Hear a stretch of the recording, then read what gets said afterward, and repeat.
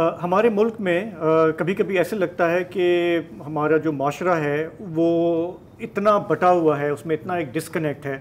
एक तरफ ज़ाहिर है कि डिजिटल दौर है, नौजवान नस्ल है, हमारी बच्चियां हैं, लड़कियां हैं, जो आगे बढ़ना चाहते हैं, उनके हाथ में ये एक फ़ोन है जिससे वो पूरी दुनिया से राब्ते में होते हैं।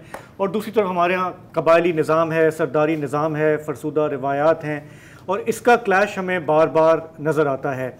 पिछले हफ्ते तो कोई 5 दिन पहले ख़बर आई कोहिस्तान के इलाके हर्षरियाल से, पहाड़ी इलाका है, वहाँ पे एक लड़की को उसके घर वालों ने, वालिद ने, चचा ने गोलियां मार के हलाक कर दिया, इस वजह से कि फ़ेसबुक पे कोई पोस्ट, कोई वीडियो किसी ने पोस्ट की थी उनकी एक लड़के के साथ। पुलिस का कहना है कि लगता ही है कि ये वीडियो जो है ये डॉक्टर्ड थी, ये तस्वीर डॉक्टर्ड थी, लेकिन वहाँ का जो माशरा है, ये एक पसमानदा इलाका है, उन्होंने ना कुछ पूछा ना कुछ सुना। जरगे ने, बड़ों ने बैठ के फ़ैसला कर दिया और लड़की को मौत के घाट उतार दिया।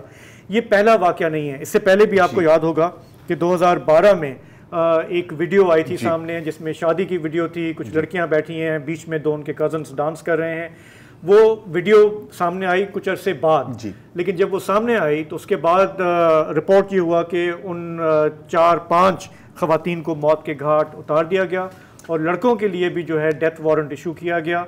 वो आज तक भागते फिर रहे हैं। एक तो सर मैं आपको ये भी याद दिलाऊं कि 2015 अच्छा एक लड़का था जिसने ये पूरी जंग लड़ी और कहा कि नहीं मैं इंसाफ लेके ही रहूँगा।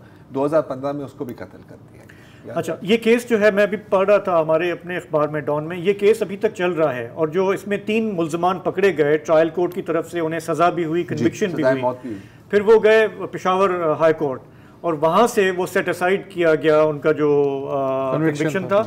और अभी वो जो लड़के जो अभी तक कुछ जो जिंदा हैं, जो भागे हुए हैं, वो अपील कर रहे हैं कि जी ये इंसाफ कब मिलेगा, हमारी ज़िंदगी तो तबाह बर्बाद हो गई।